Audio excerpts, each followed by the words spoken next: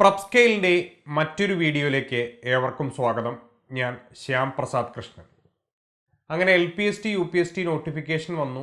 സിലബസൊക്കെ PSC confirm ചെയ്തു. അതുപോലെ തന്നെ ഏകദേശം ഏത് സമയത്ത് നമ്മുടെ LPST UPST പരീക്ഷകൾ നടക്കും എന്നുള്ളതും PSC പ്രഖ്യാപിച്ചു. UPSTയുടെ പരീക്ഷ എന്ന് പറയുന്നത് ജൂൺ ടു ഓഗസ്റ്റിൻ്റെ ഇടയിലും LPSTയുടെ പരീക്ഷ ജൂലൈ ടു സെപ്റ്റംബറിൻ്റെ ഉള്ളിലും നടക്കും. അപ്പോൾ ഈ സമയത്ത് അപേക്ഷ അയക്കുന്ന ജില്ല അങ്ങനെയുള്ള ഒരുപാട് കൺഫ്യൂഷനിലൊക്കെയാണ് ഉദ്യോഗാർത്ഥികൾ. അതിനൊക്കെ നമ്മൾ പരിഹാരങ്ങൾ കൊടുക്കാനുള്ള വിവിധ വീഡിയോകളായിട്ടും നമ്മൾക്ക് കിട്ടുന്ന വാട്സാപ്പിൽ കിട്ടുന്നതിന് നമ്മൾ അസിസ്റ്റൻസ് കാര്യങ്ങളെല്ലാം കൊടുക്കുന്നുണ്ട്. എല്ലാവരും ഇപ്പോൾ പഠനത്തിലേക്ക് ഇങ്ങനെ ആ ഒരു രീതിയിലേക്ക് അതിൻ്റെ ആഴത്തിലേക്ക് പോവാൻ നിൽക്കുന്നൊരു സമയമാണ്. അപ്പോൾ ഈ സമയത്ത് നമുക്ക് കൂടുതൽ ആ ഒരു ഭാഗത്തുനിന്നും അക്കാഡമിക് ഭാഗത്തുനിന്നും വരുന്ന ചോദ്യങ്ങളെന്ന് പറയുന്നത് SCRT എങ്ങനെ പഠിക്കണം, അതല്ലെങ്കിൽ SCRT എത്രാം ക്ലാസ് മുതൽ എത്രാം ക്ലാസ് വരെയാണ് പഠിക്കേണ്ടത്, സാർ +1 +2ൻ്റെ ഭാഗങ്ങൾ കൂടി പഠിക്കേണ്ടതുണ്ടോ എന്നുള്ള പല രീതിയിലുള്ള ചോദ്യങ്ങൾ ഈ ഒരു സമയത്ത് നേരിടുന്നുണ്ട്. അല്ലെങ്കിൽ ഇതൊക്കെ എങ്ങനെ പഠിക്കണം. അപ്പോൾ അതിനൊക്കെ ഒരു സൊല്യൂഷൻ എന്നുള്ള നിലയ്ക്ക് SCRT NCRT ഇവിടെ എഴുതി വെച്ചതുപോലെ തന്നെ LPST UPST SCRT NCRT നിങ്ങൾ എന്തൊക്കെ നോക്കണം എന്നുള്ളത് നിങ്ങളുടെ മുമ്പിലേക്കൊരു വെളിച്ചം വീശാനായിട്ടാണ് ഒരു വീഡിയോ ചെയ്യുന്നത്. അത് പ്രധാനമായും ഞാൻ ആദ്യം തന്നെ പറയുന്നു. അപ്പോൾ ഈ മേഖലയിലൊക്കെ നമ്മൾ സിലബസിനെ നോക്കിക്കണ്ടു കഴിഞ്ഞാൽ PSCയുടെ നമുക്കറിയാം കൺഫേം ചെയ്ത സിലബസ് എന്ന് പറയുന്നതിൻ്റെ മുകളിൽ 4 NCA എക്സാമിനേഷനുകൾ നടന്നിട്ടുണ്ട്. ആ ഒരു സിലബസിനെ നോക്കി എടുത്തു കഴിഞ്ഞാൽ നമുക്ക് മനസ്സിലാക്കാൻ സാധിച്ചത് ഇപ്പോൾ നമുക്ക് ഏറ്റവും വൈറ്റലായിട്ടുള്ള ഒരു ഏരിയയാണ് സൈക്കോളജി എന്ന് പറയുന്നത്. അപ്പോൾ സൈക്കോളജിയുടെ ഒരു ഭാഗങ്ങൾക്ക് വന്ന ഒരു പ്രശ്നം അല്ലെങ്കിൽ PSC പ്രസിദ്ധീകരിച്ച ഒരു സിലബസിൻ്റെ പല പ്രശ്നങ്ങളുണ്ട്, ചെറിയ ചെറിയ പോരായ്മകളൊക്കെ ഉണ്ട്. അതിനൊരു കണ്ടിന്യൂറ്റി ഇല്ല. നമ്മൾ പഠിച്ചു പോകേണ്ട ആ ഓർഡറിലല്ല സിലബസ് ഇതായിട്ടുള്ളത്. അല്ലെങ്കിൽ ഇപ്പോൾ സൈക്കോളജി തുടക്കത്തിൽ തന്നെ നമുക്ക് ഒരുപാട് ഫണ്ടമെൻ്റൽസ് അല്ലെങ്കിൽ വളരെ ബേസിക് ആയിട്ടുള്ള കുറേ കാര്യങ്ങളുണ്ട്, അതെല്ലാം അവിടെ പറഞ്ഞിട്ടില്ല. അതിനൊരു ഓർഡർ ഇല്ല. അപ്പോൾ പഠിക്കുമ്പോൾ ഒരു കണ്ടിന്യൂറ്റി കിട്ടുന്നില്ല. ചില കാര്യങ്ങൾ പിന്നീട് മിക്സായി വരുന്നു. അത് അവിടെ നമ്മൾ നോക്കിയിട്ടുണ്ട്, പിന്നെ വീണ്ടും അത് തന്നെ വരുന്നു. ഈ രീതിയിലൊക്കെ ഒരുപാട് പ്രശ്നങ്ങളുണ്ട്. അതുപോലെ തന്നെയാണ് നമ്മൾ SCRT NCRT ഏതൊക്കെ കാര്യങ്ങൾ നോക്കണം. ചില കാര്യങ്ങൾ ഇപ്പോൾ സ്വാതന്ത്ര്യ സമരം അങ്ങനെയുള്ള കാര്യങ്ങൾ 2-3 പേരുകൾ മാത്രം മെൻഷൻ ചെയ്ത് വെച്ചിട്ടേ ഉള്ളൂ. അപ്പോൾ അവിടെ ആഴങ്ങളിലേക്ക് നോക്കണമോ, അല്ലെങ്കിൽ ഇപ്പോൾ നമ്മൾ ഈ പറയുന്ന രീതിയിൽ ബ്രിട്ടീഷുകാർക്കെതിരെ നടന്ന നമ്മളെ സിലബസിൽ തന്നെ തുടങ്ങുന്നത് ബ്രിട്ടീഷുകാർക്കെതിരെ നടന്ന ആദ്യ കലാപങ്ങളിൽ കുറച്ച് കലാപങ്ങൾ മാത്രം സ്പെസിഫൈ ചെയ്ത് വെച്ചിട്ടുണ്ട്, മറ്റുള്ളത് നോക്കണമോ, ഇങ്ങനെ ഒരുപാട് കാര്യങ്ങൾ വരുന്നുണ്ട്. സയൻസ് സബ്ജക്റ്റുകളെ വെച്ച് നോക്കുന്ന സമയത്ത് നമുക്ക് സിലബസ് വെച്ച് നോക്കിക്കഴിഞ്ഞാൽ നമുക്ക് കൃത്യമായിട്ട് മനസ്സിലാക്കാൻ പറ്റും. ആ ചാപ്റ്റേഴ്സിൻ്റെ പേരുകൾ തന്നെയാണ് സിലബസിലേക്ക് കൊടുത്തിട്ടുള്ളത്. അപ്പോൾ എത്രയും പെട്ടെന്ന് സിലബസ് പ്രസിദ്ധീകരിക്കുക എന്നുള്ള രീതിയിൽ അല്ലെങ്കിൽ ഒരു സിലബസ് ഉണ്ടാക്കുക എന്നുള്ള രീതിയിൽ ഒരു വ്യഗ്രതയോടുകൂടി ഒരു ചെയ്തിട്ടുള്ള ഒരു സിലബസ് ആണെന്നുള്ളത് തീർച്ചയായിട്ടും അതിൻ്റെ ഉള്ളിൽ നിന്നും നമുക്ക് മനസ്സിലാക്കാം. കാരണം ഈ രീതിയിലുള്ള പോരായ്മകൾ അതിൽ തീർച്ചയായിട്ടും വന്നിട്ടുണ്ട്. എന്നിരുന്നാലും PSC പറയുന്ന സിലബസ് കൺഫേം ചെയ്തത് തന്നെ ഉദ്യോഗാർത്ഥികളെ സംബന്ധിച്ച് വലിയൊരു അനുഗ്രഹമാണ്. നമുക്ക് പണ്ട് കാലത്തെ PSC വെച്ച് നോക്കുമ്പോൾ ഏതെങ്കിലും സമയത്ത് നോട്ടിഫിക്കേഷൻ വരുന്നു, പിന്നീട് ഏതെങ്കിലും കാലഘട്ടത്തിൽ പരീക്ഷ നടക്കുന്നു, എന്തെങ്കിലും എന്നുള്ളത് പറയുന്ന കാര്യങ്ങളിൽ നിന്നെല്ലാം വ്യത്യസ്തമായി കൃത്യമായി നോട്ടിഫിക്കേഷൻ തന്ന് സിലബസ് കൺഫേം ചെയ്ത് ഇന്നതാണ് മക്കളെ നിങ്ങൾ പഠിക്കേണ്ടത് എന്നുള്ള രീതിക്ക് ആ ഒരു സിലബസ് തന്ന് അതിൻ്റെ ഒരു എക്സാമിനേഷൻ ഡേറ്റ്. മറ്റേത് നമ്മൾ എക്സാമിനേഷനൊക്കെ ഒരുപാട് കാലം നമ്മൾ കാത്തിരിക്കണം. ഏത് കാലഘട്ടത്തിൽ ഇത് നടക്കും എന്നുള്ളതൊന്നും പറയാൻ പറ്റില്ല. അപ്പോൾ അത്രയും കാലം പഠിക്കുക എന്നൊക്കെ പറയുന്നത് വർഷങ്ങളാണ്, വളരെ ബുദ്ധിമുട്ടുള്ള കാര്യമാണ്. അപ്പോൾ ഈ പറയുന്ന കാര്യങ്ങളൊക്കെ അതിൽ സൊല്യൂഷൻ ആയിട്ടുണ്ട്. അപ്പം ഞാൻ ആദ്യം തന്നെ പറയുകയാണ്, സിലബസ് എല്ലാം കഴിഞ്ഞിട്ട് PSC അതിൻ്റെ അവസാനം എഴുതി വെച്ചിട്ടുണ്ട്, കൃത്യമായി എഴുതി വെച്ചിട്ടുണ്ട്. എന്തെഴുതി വെച്ചിട്ടുണ്ട്? ഈ പറയുന്ന മെൻഷൻ ചെയ്ത ഭാഗങ്ങൾക്ക് പുറമേ ഈ പറയുന്ന തസ്തികയുമായി ബന്ധപ്പെട്ട എഡ്യൂക്കേഷണൽ ക്വാളിഫിക്കേഷനുമായി ബന്ധപ്പെട്ട് മറ്റുള്ള രീതിയിലുള്ള മറ്റ് മേഖലകളിൽ നിന്നുള്ള കാര്യങ്ങൾ കൂടി ചോദിക്കാമെന്നുള്ളത് കൃത്യമായി പറഞ്ഞിട്ടുണ്ട്. അപ്പോൾ അത് നമ്മുടെ ഓർമ്മയിൽ വേണം എന്നുള്ളത് ഞാനൊന്നുകൂടി പറയുകയാണ്. ഈ സിലബസ് എല്ലാം പറഞ്ഞിട്ട് ആ സിലബസ് എല്ലാം എഴുതി വെച്ചതിന് ശേഷം അടിയിൽ എല്ലാ സിലബസിൻ്റെ അടിയിലും ഉണ്ടാകുന്ന വേർഡുകൾ തന്നെയാണ്, അതിൽ വ്യത്യാസമൊന്നുമില്ല. പക്ഷെ നമ്മൾ ശ്രദ്ധിക്കേണ്ട കാര്യങ്ങളുണ്ട്. അപ്പോൾ നമുക്ക് ഓരോരോ ഭാഗങ്ങൾ അല്ലെങ്കിൽ ഇപ്പോൾ കേരള ചരിത്രം ഈ രീതിയിൽ ഓർഡറിലാണ് ഞാൻ പറയുക. അതൊക്കെ നിങ്ങൾ ഏത് കാര്യങ്ങളാണ് നോക്കേണ്ടത് എന്നുള്ളത് ഞാനിവിടെ പറഞ്ഞു പോകും. അപ്പോൾ ആ രീതിയിൽ നിങ്ങൾക്ക് അത് നോട്ട് ചെയ്തിട്ട് നിങ്ങളുടേതായ രീതിയിൽ സ്വന്തം പഠിക്കാം. അല്ലെങ്കിൽ ആപ്പിൽ ഇതിൻ്റെ എല്ലാം വിശദമായ ക്ലാസ്സുകൾ നമുക്ക് ഏറ്റവും വലിയൊരു പ്രത്യേകത എന്ന് പറയുന്നത് ഇപ്പോഴത്തെ ഈ പ്രാവശ്യത്തെ ഒരു പരീക്ഷയെ നേരിടണമെങ്കിൽ ഇപ്പോൾ സയൻസ് വിഷയങ്ങളൊക്കെ ആണെങ്കിൽ കൺസെപ്റ്റ് ഓറിയൻറ്റഡ് ആയിട്ട് പഠിക്കുക, മറ്റുള്ള വിഷയങ്ങളാണെങ്കിൽ ആ ഫാക്റ്റുകളെ ക്രോഡീകരിച്ച് കൃത്യമായ രീതിയിൽ നല്ല രീതിയിൽ പഠിച്ചു വെക്കുക. കാരണം സ്റ്റേറ്റ്മെൻറ്റ് രീതിയിലുള്ള ചോദ്യങ്ങൾ എക്സ്പെക്റ്റ് ചെയ്യാം. അപ്പോൾ കാര്യങ്ങൾ കൃത്യമായി മുഴുവനായി അറിഞ്ഞാൽ മാത്രമേ നമുക്ക് ഇനിയുള്ള പരീക്ഷകളൊക്കെ ക്രാക്ക് ചെയ്യാൻ പറ്റുള്ളൂ.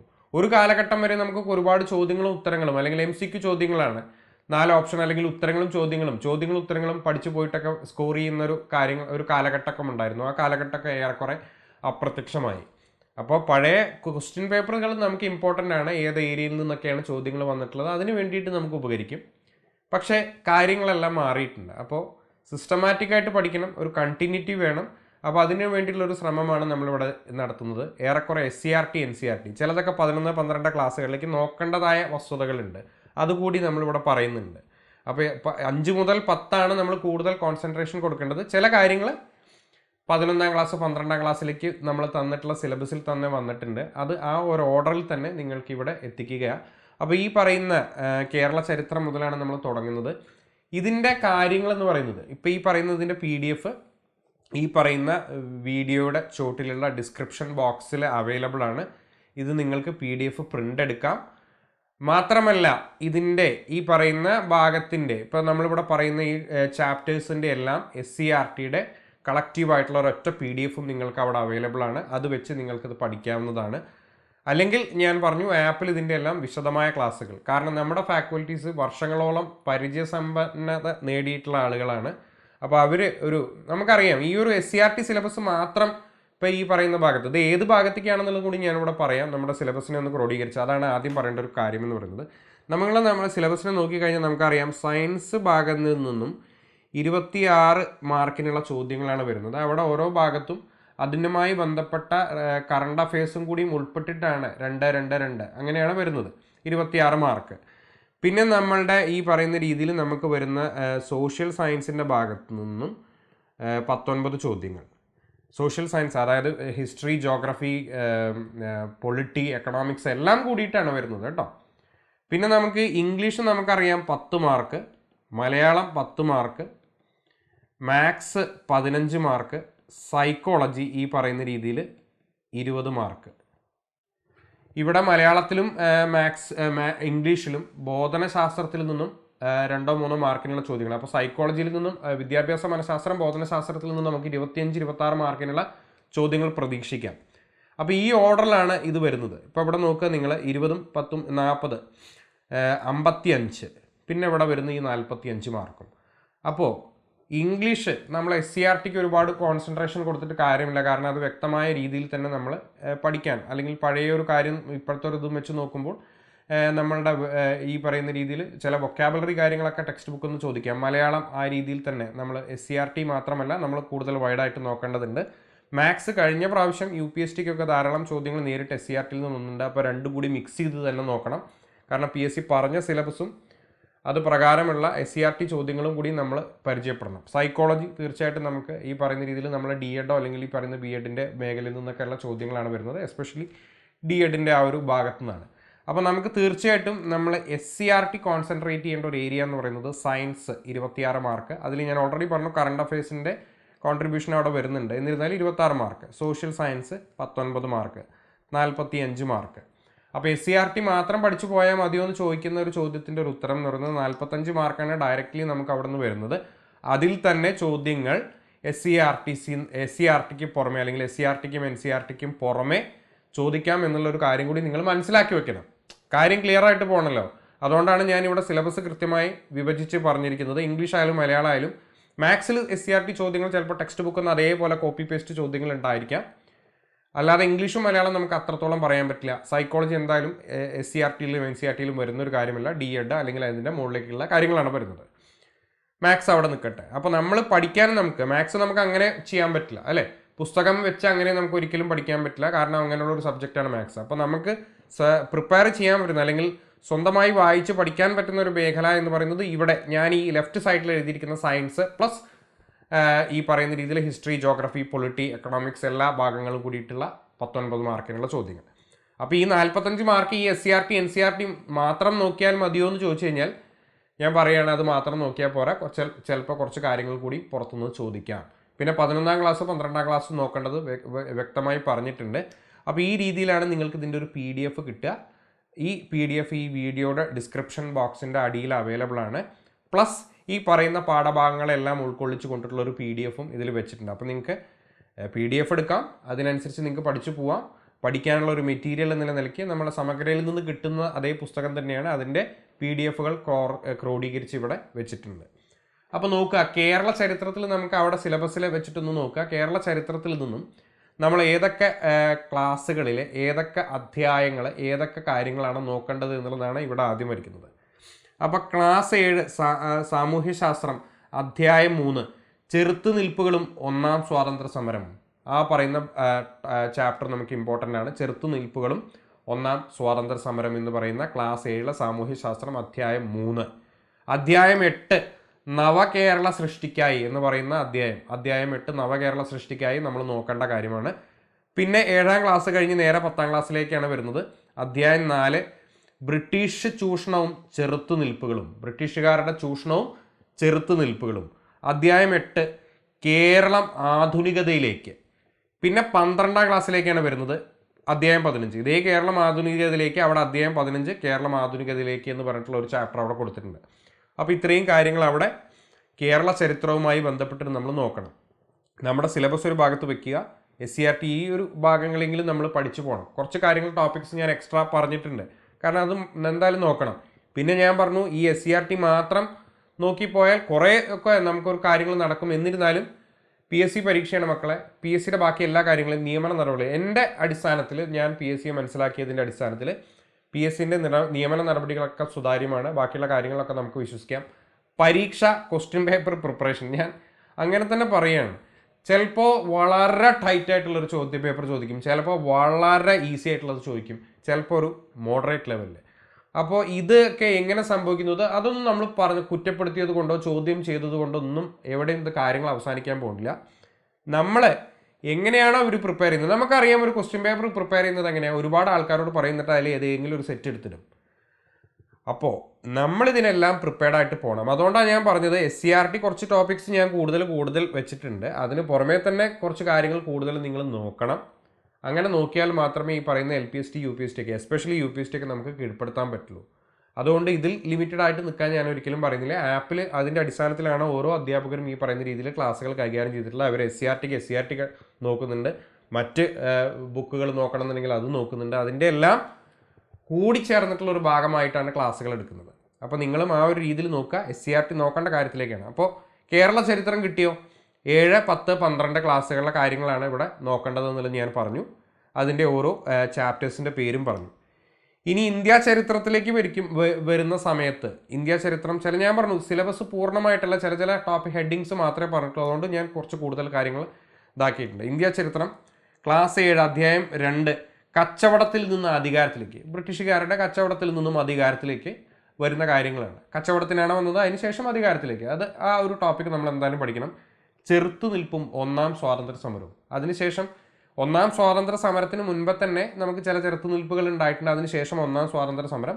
പിന്നെ അധ്യായം 4 ഇന്ത്യ പുരോഗതിയിലേക്ക്. അധ്യായം 9 ഗാന്ധിജിയും സ്വാതന്ത്ര്യ സമരവും വളരെ ഇമ്പോർട്ടൻ്റ് ആണ്, അതും നമ്മൾ നോക്കി വെക്കണം. പിന്നെ ക്ലാസ് 10 അധ്യായം 4 ബ്രിട്ടീഷ് ചൂഷണവും ചെറുത്തുനിൽപ്പും. ഇവിടെ പറയാത്ത കാര്യങ്ങൾ അവിടെ വന്നിട്ടുണ്ടാവും. ചെറുത്തുനിൽപ്പുകളും ഒന്നാം സ്വാതന്ത്ര്യ സമരവും ബ്രിട്ടീഷ് ചൂഷണവും ചെറുത്തുനിൽപ്പുകളും. അധ്യായം 5 സംസ്കാരവും ദേശീയതയും.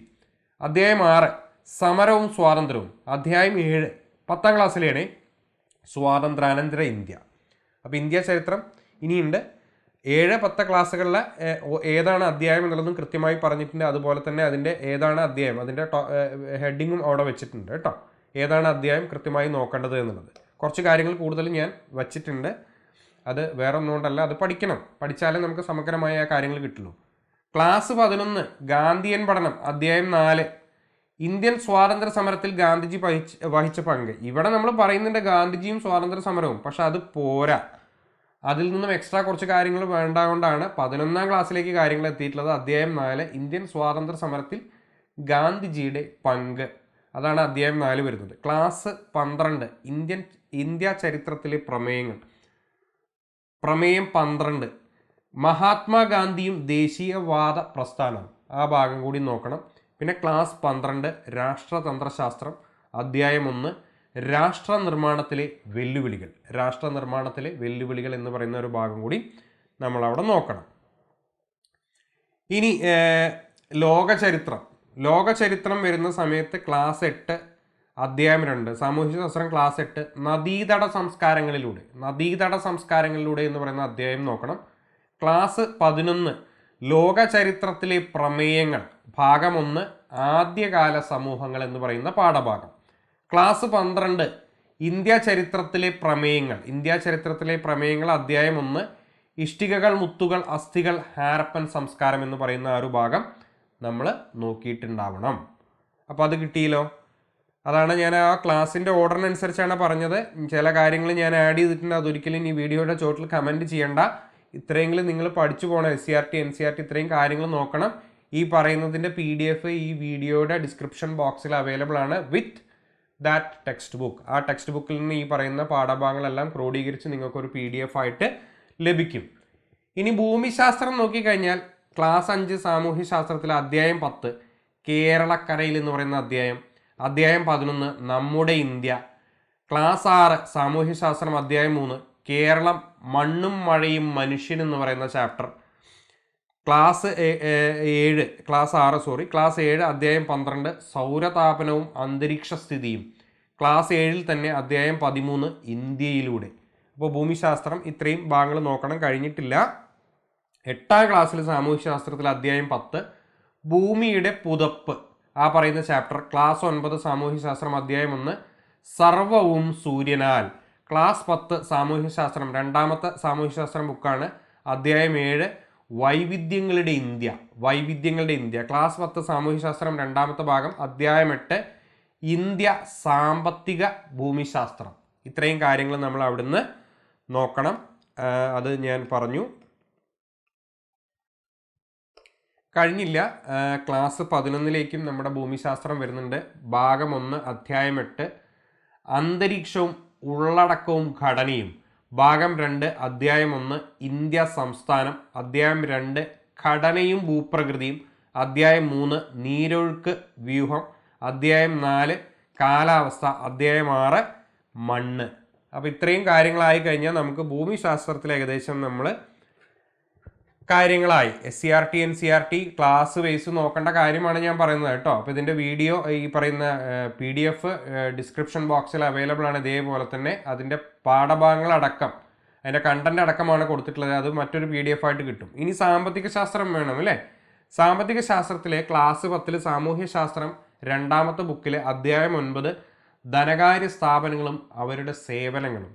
ക്ലാസ് 12 സ്ഥൂല സാമ്പത്തിക ശാസ്ത്രം അധ്യായം 3 മണി ആൻഡ് ബാങ്കിങ്, പണവും ബാങ്കിങ് സംവിധാനവും എന്ന് പറയുന്ന ഭാഗം നമ്മൾ നോക്കണം കേട്ടോ.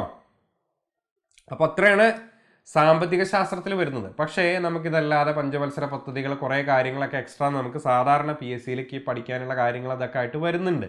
അതൊക്കെ എന്തായാലും നോക്കിയേ പറ്റുള്ളൂ.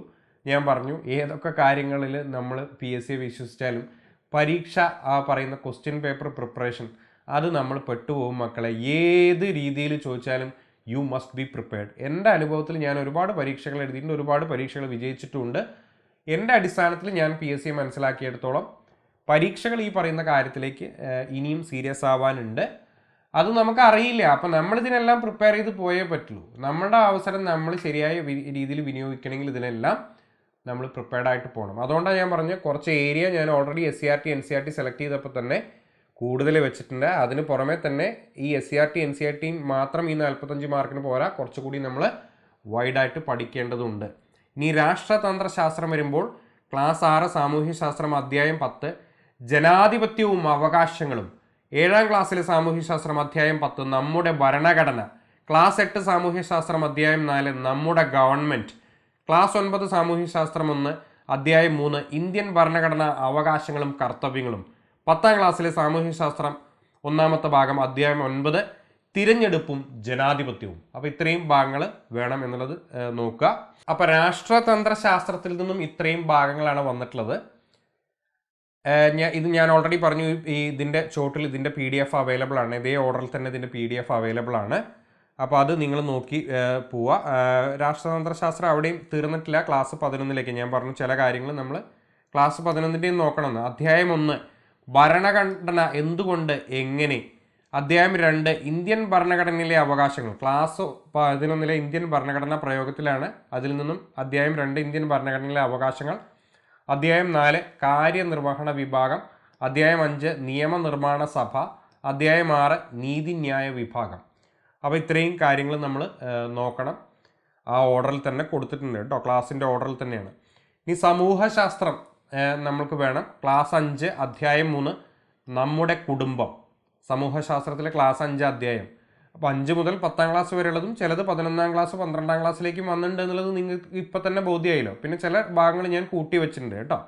ക്ലാസ് 6 അധ്യായം 11 സമൂഹ ജീവിതത്തിലെ വൈവിധ്യം. ക്ലാസ് 7 അധ്യായം 11 വ്യക്തിയും സമൂഹവും. ക്ലാസ് 8 അധ്യായം 13 സാമൂഹ്യ സംഘങ്ങളും സാമൂഹ്യ നിയന്ത്രണവും. ക്ലാസ് 10 അധ്യായം 11 സമൂഹശാസ്ത്രം എന്തിന്. ഇത്രയും ഭാഗങ്ങളാണ് നമ്മൾ സമൂഹശാസ്ത്രത്തിൽ നിന്നും നോക്കാനുള്ളത്. അപ്പോൾ ഇതിൻ്റെ ഓൾറെഡി ഞാൻ പറഞ്ഞു, ഇടയ്ക്കിടയ്ക്ക് ഞാൻ പറയുന്നത്, ഇത് നിങ്ങൾ വേറെ ഫോണൊന്നും വിളിക്കേണ്ട. അതിൻ്റെ PDF ഓൾറെഡി ഇതിൻ്റെ ചോട്ടിൽ അവൈലബിൾ ആണ്. വിത്ത് ദാറ്റ് ടെക്സ്റ്റ് ബുക്കിൻ്റെ ഈ പറയുന്ന പാഠഭാഗങ്ങളുടെ ഭാഗങ്ങളും കൂടിയായിട്ട് ഇതിൻ്റെ ചോട്ടിൽ അവൈലബിൾ ആണ് കേട്ടോ. അപ്പോൾ ഇതിൻ്റെ ക്ലാസ്സുകൾ ഞാൻ ഓൾറെഡി പറഞ്ഞു. ഇപ്പോൾ ഓൾറെഡി SCRT തന്നെ ഞാൻ കുറച്ച് കൂടുതലാണ് വെച്ചിട്ടുള്ളത്. അതിന് പുറമേയും കാര്യങ്ങൾ നോക്കണം. പിന്നെ ഇത് 45 മാർക്കിനേക്കുള്ള കാര്യങ്ങൾ മാത്രമേ ഇവിടെ ഡിസ്കസ് ചെയ്യുന്നുള്ളൂ. അതിന് പുറമേ ബാക്കിയുള്ള കാര്യങ്ങളുണ്ട്. അപ്പോൾ ഇതിൻ്റെ എല്ലാം ക്ലാസ്സുകൾ നമ്മുടെ മൊബൈൽ ആപ്ലിക്കേഷനിൽ അവൈലബിൾ ആണ്. പ്രഗത്ഭരും പരിചയസമ്പന്നരുമായ അധ്യാപകരാണ് നമ്മുടെ ക്ലാസ്സുകൾ നയിക്കുന്നത്. അപ്പോൾ ആ ക്ലാസ്സുകൾ കണ്ടിട്ട് നിങ്ങൾക്ക് പഠിക്കാം. സെൽഫ് പഠിക്കണം എന്നുണ്ടെങ്കിൽ ഈ രീതിയിൽ നിങ്ങൾക്ക് ഉപയോഗിക്കാം കേട്ടോ. ഇനി ഭൗതികശാസ്ത്രത്തിൽ നമ്മൾ വന്നു. 26 മാർക്കിൻ്റെ പോർഷൻ 19 കഴിഞ്ഞ് ഇനി 26. ഭൗതികശാസ്ത്രം അളവുകളും യൂണിറ്റുകളും. ക്ലാസ് 8 അധ്യായം 8 അളവുകളും യൂണിറ്റുകളും. അങ്ങനെ തന്നെ എടുത്തിട്ടിരിക്കുകയാണ്. ഇവിടെ ഞാൻ അത് കാണിക്കാൻ വേണ്ടിയിട്ടാണ്. അളവുകളും യൂണിറ്റ് എന്ന് പറഞ്ഞിട്ടാണ് നമ്മളെ സിലബസിൽ വന്നിരിക്കുന്നത്.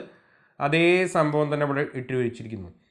ചലനം, ചലന സമവാക്യങ്ങൾ, ചലന നിയമങ്ങൾ, അതാണ് നമ്മുടെ സിലബസിൽ വരുന്നത്. ക്ലാസ് 6 അധ്യായം 4 ചലനത്തിനൊപ്പം. ക്ലാസ് 8 അധ്യായം 9 ചലനം. ക്ലാസ് 9 അധ്യായം 2 ചലന സമവാക്യങ്ങൾ. ക്ലാസ് 9 അധ്യായം 3 ചലനവും ചലന നിയമങ്ങളും. ഇതേപോലെ തന്നെ വന്നിട്ടുണ്ട്. ഏതാണ്ട് ഹെഡിങ്ങിൻ്റെ ആ ഒരു ഓർഡറിൽ തന്നെയാണ്.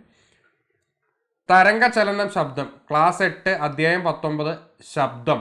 ക്ലാസ് 9 അധ്യായം 7 തരംഗ ചലനം. അങ്ങനെ തന്നെ വന്നിട്ടുണ്ട്. ഫിസിക്സിൻ്റെ ഭാഗമാണ് പറഞ്ഞു പോകുന്നത്. ഭൗതികശാസ്ത്രം പ്രവൃത്തി, ബലം, ഊർജം, പവർ. ക്ലാസ് 5 അധ്യായം 6 ഇത്തിരി ശക്തി ഒത്തിരി ജോലി. ക്ലാസ് 8 അധ്യായം 10 ബലം. ക്ലാസ് 9 അധ്യായം 5 പ്രവൃത്തി, ഊർജം, പവർ. ഓക്കെ അല്ലേ? ഭൗതികശാസ്ത്രമാണ്. ഗുരുത്വാകർഷണം. ക്ലാസ് 9 അധ്യായം 4 ഗുരുത്വാകർഷണം. ആ ഭാഗമാണ് നമ്മൾ നോക്കേണ്ടത്. ദ്രവബലങ്ങൾ. ക്ലാസ് 7 അധ്യായം 7 മർദ്ദം ദ്രാവകത്തിലും വാതകത്തിലും. ക്ലാസ് 9 അധ്യായം 1 ദ്രവബലങ്ങൾ എന്ന് പറയുന്ന പാഠഭാഗം. സ്ഥിരവൈദ്യുതി പെട്ടെന്ന് പറഞ്ഞു പോവാണ്. ക്ലാസ് 7 അധ്യായം 5 വൈദ്യുതി പ്രവഹിക്കുമ്പോൾ. ക്ലാസ് 8 ഭൗതികശാസ്ത്രം അധ്യായം 20 സ്ഥിതവൈദ്യുതി. ക്ലാസ് 9 അധ്യായം 6 ധാരാവൈദ്യുതി. ക്ലാസ് 10 അധ്യായം 1 വൈദ്യുത പ്രവാഹത്തിൻ്റെ ഫലങ്ങൾ. പിന്നെ കാന്തികത 8ാമത്തെ പോർഷൻ. ക്ലാസ് 6 അധ്യായം 7 ആകർഷിച്ചും വികർഷിച്ചും. ക്ലാസ് 8 അധ്യായം 11 കാന്തികത. ക്ലാസ് 10 അധ്യായം 2 3 വൈദ്യുത കാന്തിക ബലം, വൈദ്യുത കാന്തിക പ്രേരണം. 9ാമത്തെ ഭാഗം പ്രകാശത്തിൻ്റെ പ്രതിപതനം. ക്ലാസ് 7 അധ്യായം 2 പ്രകാശവിസ്മയങ്ങൾ. ക്ലാസ് 8 ഭൗതികശാസ്ത്രമാണ് എല്ലാം പറയുന്നത്. അധ്യായം 18 പ്രകാശത്തിൻ്റെ പ്രതിപതനം ഗോളീയ ദർപ്പണങ്ങളിൽ. ക്ലാസ് 10 അധ്യായം 4 പ്രകാശത്തിൻ്റെ പ്രതിപതനം. അധ്യായം 5 പ്രകാശത്തിൻ്റെ അപവർത്തനം. 10ാമത്തെ ടോപ്പിക്ക് കാഴ്ച. 10ാം ക്ലാസ് അധ്യായം 6 കാഴ്ചയും വർണ്ണവും ലോകവും. ഊർജ പരിപാലനം 11ാമത്തെ ഭാഗം. ക്ലാസ് 5 അധ്യായം 5 ഊർജത്തിൻ്റെ ഉറവകൾ. ക്ലാസ് 10 അധ്യായം 7 ഊർജ പരിപാലനം. അപ്പോൾ ഭൗതികശാസ്ത്രം കഴിഞ്ഞു. ഇത്രയും കാര്യങ്ങളാണ് ഞാൻ ഓൾറെഡി പറഞ്ഞു. വീഡിയോയുടെ ചോട്ടിൽ ഡിസ്ക്രിപ്ഷൻ ബോക്സിൽ ഈ പറയുന്ന PDF അവൈലബിൾ ആണ്. വിത്ത് അതിൻ്റെ ടെക്സ്റ്റ് ബുക്കിൽ നിന്നും ഈ ചാപ്റ്റേഴ്സും കൂടിയിട്ടുള്ള കാര്യം നിങ്ങൾക്ക് അവൈലബിൾ ആണ്. ഡൗൺലോഡ് ചെയ്ത് എടുക്കാവുന്നതാണ്. രസതന്ത്രം. രാസമാറ്റങ്ങൾ, ഭൗതിക മാറ്റങ്ങൾ. ക്ലാസ് 6 അധ്യായം 2 മാറ്റത്തിൻ്റെ പൊരുൾ. ക്ലാസ് 8 അധ്യായം 6 രാസമാറ്റങ്ങൾ. ആറ്റത്തിൻ്റെ 2ാമത്തെ ഭാഗം ആറ്റത്തിൻ്റെ ഘടന, രാസബന്ധനം. ക്ലാസ് 8 അധ്യായം 5 പദാർത്ഥത്തിലെ അടിസ്ഥാന ഘടകം. ക്ലാസ് 9 അധ്യായം 1 ആറ്റത്തിൻ്റെ ഘടന. അധ്യായം 2 രാസബന്ധനം. പെട്ടെന്ന് പറഞ്ഞു പോവാം. 3 പീരിയോഡിക് ടേബിൾ, ക്രമർ, ആവർത്തന പ്രവണതകൾ. ക്ലാസ് 9 അധ്യായം 4 പീരിയോഡിക് ടേബിൾ. ക്ലാസ് 10 അധ്യായം 1 പീരിയോഡിക് ടേബിളും ഇലക്ട്രോൺ വിന്യാസവും എന്ന് പറയുന്ന ചാപ്റ്റർ. 4ാമത്തെ ഭാഗം ലായനികളാണ്, രസതന്ത്രമാണ് നമ്മൾ പറയുന്നത്. ക്ലാസ് 6 അധ്യായം 9 ചേർക്കാം പിരിക്കാം. അധ്യായം 4 പദാർത്ഥ സ്വഭാവം. ഇതൊക്കെ ക്ലാസ് 8 കേട്ടോ. ക്ലാസ് 8 അധ്യായം 15 ലായനികൾ, ക്ലാസ് 8 അധ്യായം 16 ജലം. വൈദ്യുത രസതന്ത്രം 10ാം ക്ലാസ്സിലെ അധ്യായം 3 ക്രിയാശീല ശ്രേണിയും വൈദ്യുത രസതന്ത്രവും. വാതക നിയമങ്ങൾ ക്ലാസ് 10 അധ്യായം 2 വാതക നിയമങ്ങളും രാസപ്രവർത്തന വേഗവും. ആസിഡുകൾ ബേസുകൾ രസതന്ത്രത്തിലെ ക്ലാസ് 7 അധ്യായം 3 ആസിഡുകളും ആൽക്കലികളും. ക്ലാസ് 9 അധ്യായം 5 ആസിഡുകൾ ബേസുകൾ ലവണങ്ങൾ. 8ാമത്തത് ലോഹങ്ങൾ, ക്ലാസ് 8 അധ്യായം 7 ലോഹങ്ങൾ. 10ാം ക്ലാസ്സിലെ അധ്യായം 4 ലോഹ നിർമ്മാണം. 9ാമത്തെ അലോഹ സംയുക്തങ്ങൾ. 9ാം ക്ലാസ് അധ്യായം 6 7 അലോഹങ്ങൾ. കാർബണിന്റെ ലോകം. 10ാം ക്ലാസ്സിലെ അധ്യായം 5 അലോഹ സംയുക്തങ്ങൾ. ഓർഗാനിക് സംയുക്തങ്ങൾ, നാമകരണം, ഐസോമെറിസം, രാസപ്രവർത്തനങ്ങൾ. ക്ലാസ് 8 അധ്യായം 17 ഫൈബറുകളും പ്ലാസ്റ്റിക്കുകളും. ക്ലാസ് അവിടെ ഞാൻ ചേർക്കാം. ക്ലാസ് 6 ഓർഗാനിക് സംയുക്തങ്ങളുടെ നാമകരണം, ഐസോമെറിസവും. അധ്യായം 7 ഓർഗാനിക് സംയുക്തങ്ങളുടെ രാസപ്രവർത്തനം. അപ്പോൾ ഇത്രയും കാര്യങ്ങൾ നോക്കിക്കഴിഞ്ഞാൽ നമ്മൾക്ക് ഈ പറയുന്ന രീതിയിൽ കെമിസ്ട്രിയുടെ ഭാഗങ്ങളുമായി പിന്നെ ജീവശാസ്ത്രം. അപ്പോൾ ഇതിൻ്റെ PDF ഇതിൻ്റെ ചോട്ടിൽ അവൈലബിൾ ആണ്. അതും അതിൻ്റെ പാഠഭാഗങ്ങളും കൂട്ടിയിട്ട് കേട്ടോ. ജീവശാസ്ത്രം നമുക്ക് ആദ്യം കോശങ്ങളുടെ ഘടന 6ാം ക്ലാസ്സാണ് അധ്യായം 1 ജീവന്റെ ചെപ്പുകൾ. 8ാം ക്ലാസ്സിലെ അധ്യായം 1 കുഞ്ഞറയ്ക്കുള്ളിലെ ജീവരഹസ്യങ്ങൾ. കലകളാണ് 2ാമത്തെ ഭാഗം. 8ാം ക്ലാസ്സിലെ അധ്യായം 2 കോശജാലങ്ങൾ. 3ാമത് കൃഷി പരിസ്ഥിതി. ക്ലാസ് 5 അധ്യായം 1 സസ്യലോകത്തെ അടുത്തറിയാം. 5ാം ക്ലാസ്സിൽ തന്നെ അധ്യായം 4 വിത്തിനുള്ളിലെ ജീവൻ. അധ്യായം 10 ജന്തുവിശേഷങ്ങൾ. 6ാം ക്ലാസ് അധ്യായം 3 6 പൂവിൽ നിന്ന് പൂവിലേക്ക് ഒന്നിച്ചു നിൽക്കണം എന്ന് പറയുന്ന പാഠഭാഗം. ക്ലാസ് 7 അധ്യായം 1 മണ്ണിൽ പൊന്നു വിളയിക്കാം. അധ്യായം 6 നിർമ്മലമായ പ്രകൃതിക്കായി. ക്ലാസ് 8ാം ക്ലാസ്സിലെ അധ്യായം 3 വീണ്ടെടുക്കാം വിളനിലങ്ങൾ. അധ്യായം 12 തരം തിരിക്കുന്നത് എന്തിന്. അധ്യായം 13 വൈവിധ്യം നിലനിൽപ്പിന്. അധ്യായം 14 തലമുറകളുടെ തുടർച്ചയ്ക്കായി. അധ്യായം 1 ക്ലാസ് 9 ജീവമണ്ഡലത്തിൻ്റെ സംരക്ഷകർ. അപ്പോൾ അത്രയും ഭാഗങ്ങളുണ്ട് കൃഷി പരിസ്ഥിതി എന്ന് പറയുന്ന ഭാഗത്തു നിന്ന് കേട്ടോ. കുറച്ച് കൂടുതലുണ്ട്. വർഗീകരണം 8ാം ക്ലാസ്സിൽ അധ്യായം 12 തരം തിരിക്കുന്നത് എന്തിന്. ജനിതക ശാസ്ത്രം ക്ലാസ് 8 അധ്യായം 14 തലമുറകളുടെ തുടർച്ചയ്ക്കായി. ക്ലാസ് 9 അധ്യായം 7 വിഭജനം വളർച്ചയ്ക്കും പ്രത്യുൽപാദനത്തിനും. 10ാം ക്ലാസ് അധ്യായം 6 ഇഴപിരിയുന്ന ജനിതക രഹസ്യങ്ങൾ. അധ്യായം 7 നാളെയുടെ ജനിതകം. അധ്യായം 8 ജീവൻ പിന്നിട്ട പാതകൾ. പ്രകാശ സംശ്ലേഷണം 5ാം ക്ലാസ് അധ്യായം 1 സസ്യലോകത്തെ അടുത്തറിയാം. അധ്യായം 1 ക്ലാസ് 9 ജീവമണ്ഡലത്തിന്റെ സംരക്ഷകർ. പിന്നീട് 8ാമത്തെ ദഹന വ്യവസ്ഥ. ക്ലാസ് 7 അധ്യായം 4 അന്നപദത്തിലൂടെ. ക്ലാസ് 9 അധ്യായം 2 ആഹാരം അന്നപദത്തിലേക്ക്. ക്ലാസ് 9 അധ്യായം 3 ലഘുപോഷണങ്ങൾ കോശങ്ങളിലേക്ക്. വിസർജന വ്യവസ്ഥ 9ാം ക്ലാസ് അധ്യായം 5 സമസ്ഥിതി പാലനത്തിന്. പ്രത്യുൽപാദന വ്യവസ്ഥ ക്ലാസ് 8 അധ്യായം 4 തലമുറകളുടെ തുടർച്ചയ്ക്ക്. ക്ലാസ് 9 അധ്യായം 7 വിഭജനം വളർച്ചയ്ക്കും പ്രത്യുൽപാദനത്തിനും. നാഡീവ്യവസ്ഥ 10ാം ക്ലാസ്സിൽ അധ്യായം 1 അറിയാനും പ്രതികരിക്കാനും. ഇന്ദ്രിയങ്ങൾ ക്ലാസ് 5 അധ്യായം 7 അറിവിന്റെ ജാലകങ്ങൾ. ക്ലാസ് 10 അധ്യായം അറിവിന്റെ വാതായനങ്ങൾ. രോഗങ്ങളും രോഗകാരികളും 5ാം ക്ലാസ് അധ്യായം 8 അകറ്റി നിർത്താം രോഗങ്ങളെ. ക്ലാസ് 6 അധ്യായം 5 ആഹാരം ആരോഗ്യത്തിന്. ക്ലാസ് 7 അധ്യായം 10 സുരക്ഷ ഭക്ഷണത്തിലും. ക്ലാസ് 10 അധ്യായം 4 5 അകറ്റി നിർത്താം രോഗങ്ങളെ പ്രതിരോധത്തിന്റെ കാവലാളുകൾ. ലാസ്റ്റ് ഭാഗം വിറ്റാമിനുകൾ, മിനറലുകൾ, എൻസൈമുകൾ, ഹോർമോണുകൾ. 6ാം ക്ലാസ്സിലെ അധ്യായം 5 ആഹാരം ആരോഗ്യത്തിന്. ക്ലാസ് 9 അധ്യായം 2 ആഹാരം അന്നപഥത്തിൽ. ക്ലാസ് 10 അധ്യായം 3 സമസ്ഥിതിക്കായിട്ടുള്ള രാസ സന്ദേശങ്ങൾ.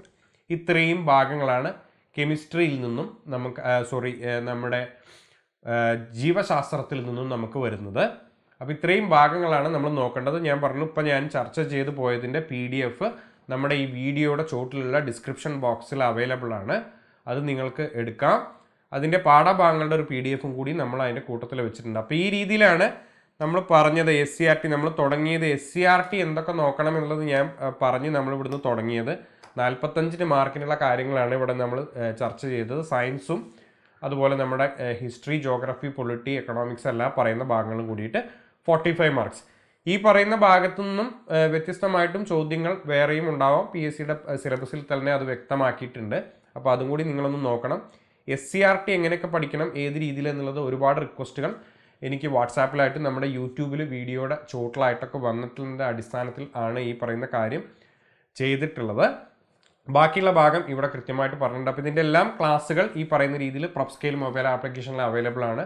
ഓരോ സബ്ജക്റ്റും അതിൻ്റേതായ സ്പെഷ്യലൈസ്ഡ് ആയിട്ടുള്ള അല്ലെങ്കിൽ ഒരുപാട് കാലം പ്രവർത്തി പരിചയമുള്ള അധ്യാപകർ തന്നെ നയിക്കുന്ന ക്ലാസ്സുകളാണ്. അവർ SCRTയും എല്ലാ കാര്യങ്ങളും അരക്കി കലക്കി കുടിച്ചിട്ടാണ് ഈ ക്ലാസ്സുകൾ എടുക്കുന്നത്. അപ്പോൾ 1899 രൂപയ്ക്ക് നമ്മളുടെ കോഴ്സ് അവൈലബിൾ ആണ്. കഴിഞ്ഞ LP UPക്ക് നമുക്ക് 730 ഉദ്യോഗാർത്ഥികൾ നമ്മുടെ റാങ്ക് ലിസ്റ്റിൻ്റെ മുൻനിരയിലെത്തി. അതിനുശേഷം നടന്ന HST പരീക്ഷകൾ നമുക്ക് 200 റാങ്കുകൾ നമ്മൾ ഉദ്യോഗാർത്ഥികൾ എത്തിയിട്ടുണ്ട്. അതിൽ തന്നെ 6 ഒന്നാം റാങ്കുകളുണ്ട്. അപ്പോൾ നമുക്ക് കൃത്യമായ ഒരു സ്ട്രാറ്റജി ഉള്ളത് കൊണ്ടാണ് ഈ പറയുന്ന രീതിയിൽ ഈ പറയുന്ന വിജയങ്ങൾ ആവർത്തിക്കാനും സൃഷ്ടിക്കാനും സാധിക്കുന്നത് എന്നുള്ളത് നിങ്ങൾ മനസ്സിലാക്കുക. അപ്പോൾ ഇതിൻ്റെയൊക്കെ വിശദമായ ക്ലാസ്സുകൾ നമ്മുടെ ആപ്പിൽ അവൈലബിൾ ആണ്. അപ്പോൾ ക്ലാസ്സിൽ അഡ്മിഷൻ എടുക്കാൻ പുതിയ ബാച്ച് ഉടൻ തുടങ്ങുന്നുണ്ട്. അതിൻ്റെ അന്വേഷണങ്ങൾക്ക് താഴെ കാണുന്ന നമ്പറുകൾ നിങ്ങൾക്ക് കോൺടാക്റ്റ് ചെയ്യാവുന്നതാണ്. അപ്പോൾ SCRT എന്തൊക്കെ നോക്കണം എന്നുള്ളത് നിങ്ങൾക്ക് കിട്ടിയെന്ന് വിചാരിക്കുന്നു. അപ്പോൾ ഈ വീഡിയോ നിങ്ങൾക്ക് ഉപകാരപ്രദമായെങ്കിൽ തീർച്ചയായിട്ടും ലൈക്ക് ചെയ്യുക, ചാനൽ സബ്സ്ക്രൈബ് ചെയ്യുക. ഇത്തരം പ്രയോജനപ്രദമായ വീഡിയോകളുമായി LPST UPST പ്രിപ്പറേഷന് വേണ്ടി ഞാൻ വീണ്ടും നിങ്ങളുടെ മുമ്പിലേക്ക് എത്തുന്നതാണ്. Thank you for watching this video.